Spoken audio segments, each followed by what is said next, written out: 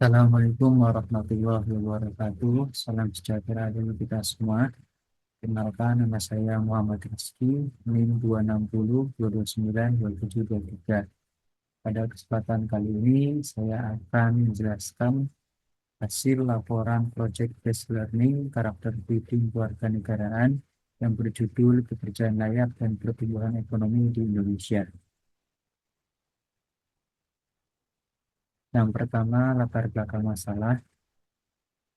Kelompok kami eh, dari kelompok kedua memilih topik SDG nomor 8, yaitu merupakan suatu tujuan pembangunan berkelanjutan untuk mencapai pekerjaan layak dan pertumbuhan ekonomi. Pada kehidupan di masa ini, pertumbuhan ekonomi Indonesia selalu mengalami kenaikan pada setiap tahunnya. Tetapi kemiskinan juga tidak terlalu turun dengan signifikan. Hal tersebut dikarenakan adanya masih banyaknya masyarakat yang mendapatkan pekerjaan dengan taraf kelayakan yang berbeda-beda. Kemudian yang kedua yaitu rumusan masalah. Rumusan masalah pada proyek kali ini yaitu masih banyak ditemukan pekerjaan-pekerjaan yang belum bisa dikatakan layak, akan tetapi dilakukan dan disiapkan tanpa adanya tindak lanjut dari pemerintah.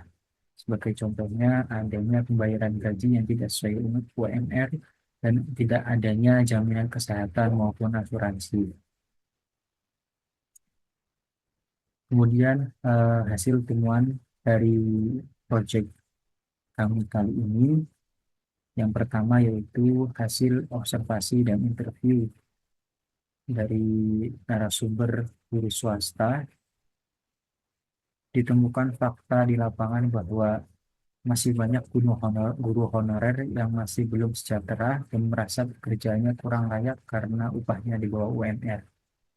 Kemudian dari narasumber karyawan swasta didapatkan fakta di lapangan bahwa pekerja pabrik masih ada yang tidak mendapatkan upah yang sesuai dengan resiko pekerjaan dan juga perlindungan kesehatannya. Kemudian hasil wawancara dengan narasumber karyawan BUMN didapatkan bahwa pekerjaan layak dan pertumbuhan ekonomi Indonesia saat ini belum merata. Masih banyak para pekerja yang mendapatkan upah di bawah UMR dan tidak mendapatkan jaminan kesehatan, jaminan hari tua, dan sebagainya. Kemudian hasil wawancara terhadap karyawan swasta yang kedua dapatkan fakta di lapangan bahwa peran pemerintah masih belum cukup untuk menerapkan kesejahteraan yang merata, terutama yaitu di industri pekerjaan yang berkaitan dengan kehidupan sehari-hari. Kemudian selain itu adanya ketidakpahaman pemilik usaha menyebabkan kesejahteraan karyawan tidak dipantau langsung oleh pemerintah. Kemudian yang kelima, yang terakhir, hasil wawancara dengan karyawan swasta yang ketiga didapatkan bahwa masih banyak pekerja yang belum mendapatkan haknya sesuai dengan standar yang ditetapkan oleh ILO. Yang mana seperti contohnya yaitu hak seperti upah yang layak, perlindungan sosial, dan kesetaraan di tempat kerja. Selanjutnya yaitu rancangan solusi. eh, Diperlukan beberapa rancangan solusi untuk menyelesaikan permasalahan di lapangan yang sebelumnya.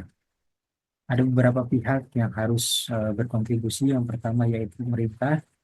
Dalam hal ini, pemerintah harus memperkuat regulasi ketenagakerjaan dengan memastikan implementasi upah minimum yang sesuai serta pengawasannya terhadap para praktik pekerja yang tidak adil melalui perjanjian kerja bersama.